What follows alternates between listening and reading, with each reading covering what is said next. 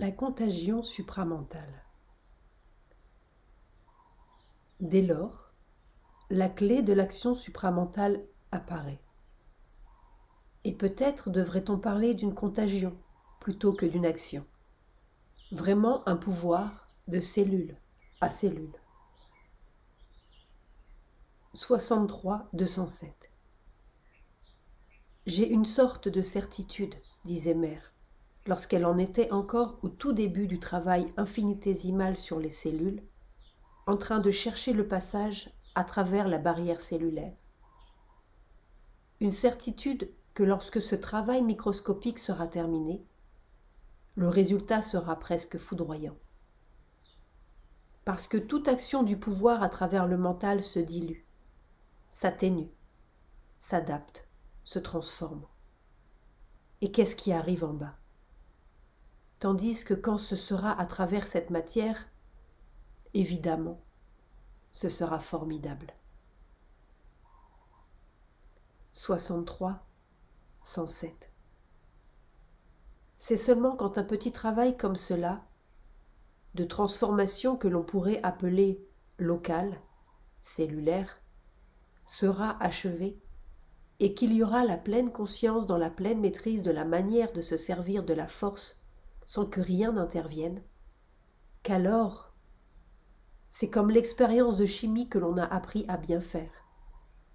On peut la refaire à volonté, chaque fois que c'est nécessaire.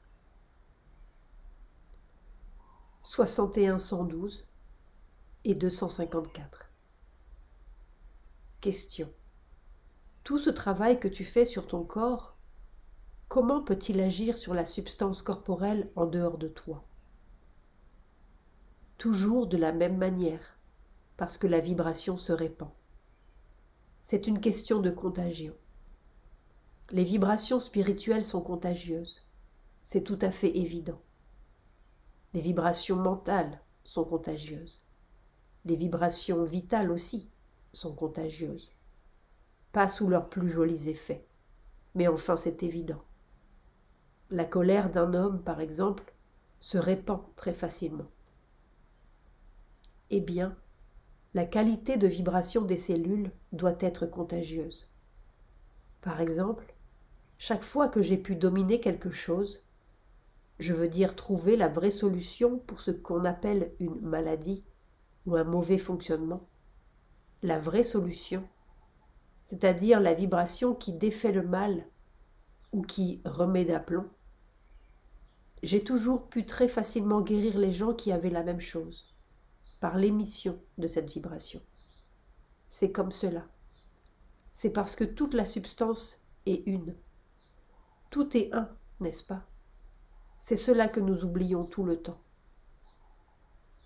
Nous avons toujours le sentiment de la séparation. Ça, c'est le mensonge total. Total. Parce que nous nous basons sur ce que nos yeux voient. Ça, c'est vraiment le mensonge. Tu sais, c'est comme une image qu'on a plaquée sur quelque chose. Mais ce n'est pas vrai. Même dans la matière la plus matérielle, même une pierre, même dans une pierre, dès qu'on change de conscience, toute cette séparation, toute cette division disparaît tout à fait. Ce sont, comment dire, des modes de concentration ou des modes vibratoires dans la même chose. 64-73.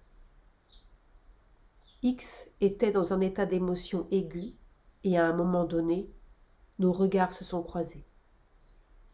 Alors est entrée en moi, de lui, une émotion tellement violente que j'ai failli me mettre à sangloter, figure-toi. Et c'est toujours là, dans le bas-ventre, que cette identification avec le monde se produit. Immédiatement, j'ai arrêté les vibrations de X. Cela m'a pris quelques minutes. Et tout est rentré dans l'ordre. Et j'ai compris que cette contagion était conservée comme un moyen d'action. Ce n'est pas agréable pour le corps. Quand je remets de l'ordre là, geste au ventre, ça remet de l'ordre là-bas aussi. 63-11-12. Quand l'expérience vient de l'autre état, elle est assez répandue. Ça coule dans le sang, ça vibre dans les nerfs, ça vit dans les cellules, et puis partout.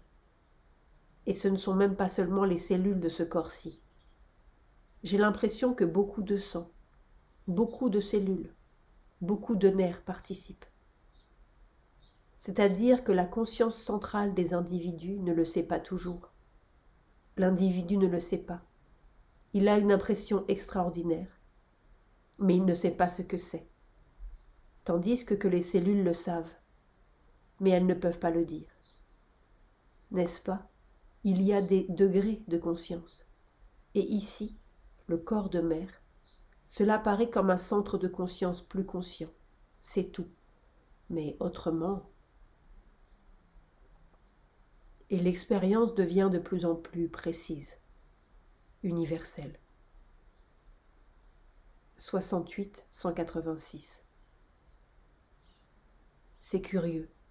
Je suis un mouvement et puis je pars, dans l'ondulation. Et ça vient à n'importe quel moment. Je mange, au milieu de la nourriture, il y a quelque chose qui vient comme cela. Je suis le mouvement, et je reste la cuillère en l'air. Et après, je vois tous les gens qui attendent. Question. Depuis plusieurs mois, j'ai remarqué cela. On a l'impression d'un éloignement. Non, je suis dedans, beaucoup plus dedans qu'avant. Pas dedans, ici, mère désigne son corps, dedans en toute chose. Quand je m'en vais comme cela, c'est toujours comme si je modelais des vibrations. Et j'apprends après qu'il est arrivé quelque chose à quelqu'un. Il y a quelque chose qui s'est tordu. Alors on travaille, on le remet droit, on remet la lumière, la bonne vibration. 64-269. Et je parle ici des cellules du corps, mais c'est la même chose pour les événements extérieurs, jusqu'aux événements mondiaux. C'est même remarquable au point de vue des tremblements de terre, des éruptions de volcans, etc. Il semblerait que la terre tout entière soit comme le corps. 60-237. De plus en plus, c'est le yoga général, toute la terre. Et c'est comme cela jour et nuit, et quand je marche, et quand je parle, et quand je mange, comme si on prenait de la pâte et puis qu'on la lève. Finalement, l'expérience est devenue parfaitement intelligible, et un matin, mère s'est exclamée. 61-23-12. C'était la perception du pouvoir, de ce pouvoir qui vient de l'amour suprême, l'autre état, formidable, et qui m'a fait comprendre une chose, que l'état dans lequel on me mettait, c'était pour obtenir ce pouvoir qui provient d'une identité avec toutes les choses matérielles. Alors j'ai vu ce pouvoir au point de vue méthodique, pour organiser. Pas une chose accidentelle ou spasmodique comme dans les cas médiumniques, mais une organisation de la matière. Et alors on commençait à comprendre. Mais avec ça, on a le pouvoir de mettre chaque chose à sa place, pourvu qu'on soit assez universel. C'est formidable. Ça a le pouvoir de tout changer. Et tout changer de quelle façon? Simplement, on est ça. Une vibration de ça. C'est-à-dire qu'on est ça. Par conséquent, on fait ça. Mais c'est la clé. 58-262. Une clé directe qui n'a pas besoin d'une science compliquée pour s'exprimer. On pourrait dire que tout notre règne mental, ou même animal dans son ensemble, est le règne indirect, le règne du mécanisme, depuis la musaraigne qui ronge une liane avec ses dents, jusqu'au physicien qui broie l'atome dans un cyclotron. D'innombrables mécanismes de plus en plus compliqués, depuis les cils vibratiles, l'aile, la nageoire, jusqu'au turboréacteur ou au télex. Un gigantesque artifice. Un peu comme si l'évolution, c'est-à-dire un certain pouvoir, et on ne peut pas parler de pouvoir sans conscience, fût-ce la conscience du noyau d'hydrogène de happer son unique électron, un certain pouvoir s'était revêtu de mécanismes ou d'organes de plus en plus adaptés et ingénieux, pour parvenir finalement à ce point évolutif, à ce tournant des airs, où le mécanisme prend conscience de son moteur, et après s'être innombrablement divisé en d'innombrables corps, retrouve l'unité totale de sa substance, galactique ou intercellulaire, et peut agir directement sur sa substance, ses noyaux, ses cellules, comme sur la matière universelle. Après le règne minéral, végétal et animal, un prochain règne, direct. Une réorganisation de la matière par le pouvoir même de la matière, et par la conscience même contenue dans l'atome et dans chaque cellule. Mais il fallait arriver jusque-là, à ce niveau atomique et cellulaire, au lieu de fuser dans les étendues nirvaniques ou célestes. Il fallait percer la barrière qui nous sépare du prochain milieu, total, de notre prochaine espèce, globale, comme un jour le minéral a percé la barrière de son inertie. Ce qui était au début de l'évolution se retrouve à la fin. Le pouvoir retrouve son pouvoir, et l'inconscience, sa conscience enfouie. Le salut est physique, disait Mère. 68, 11, 12. Le corps est quelque chose de très, très simple et très enfantin. Et il a cette expérience d'une façon tellement impérative, n'est-ce pas? Il n'a pas besoin de chercher. C'est là. Et alors il se demande pourquoi les hommes n'ont pas su cela depuis le commencement. Il se demande pourquoi. Pourquoi ont-ils cherché toutes sortes de choses? Les religions, les dieux, toutes sortes de choses. Et c'est si simple, si simple. C'est pour lui si évident. 64, 30, 10. Toutes les constructions mentales que les hommes ont essayé de vivre et de réaliser sur la terre viennent à moi de tous les côtés. Toutes les grandes écoles, les grandes idées, les grandes réalisations, les grandes...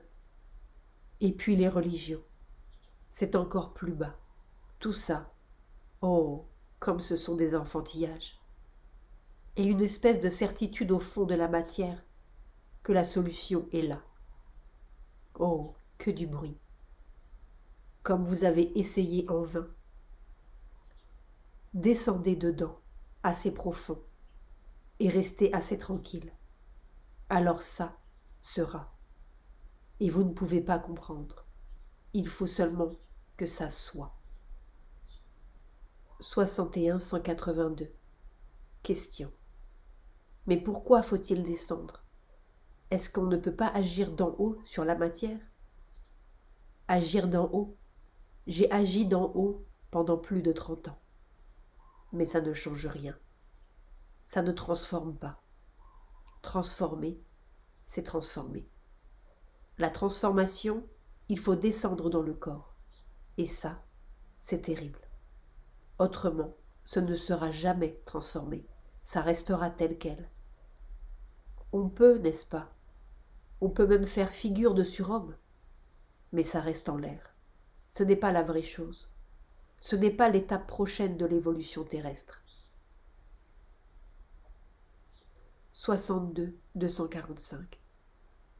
Ces positions, la position spirituelle et la position matérialiste, si l'on peut dire, qui se croient exclusives, exclusives et uniques, ce qui les fait nier la valeur de l'autre au point de vue de la vérité, sont insuffisantes. Et pas seulement parce qu'elles n'admettent pas l'autre, mais parce que admettre les deux et unir les deux ne suffit pas à résoudre le problème. C'est quelque chose d'autre. Une troisième position qui n'est pas la conséquence de ces deux, mais qui est quelque chose à découvrir, qui probablement ouvrira la porte de la connaissance totale.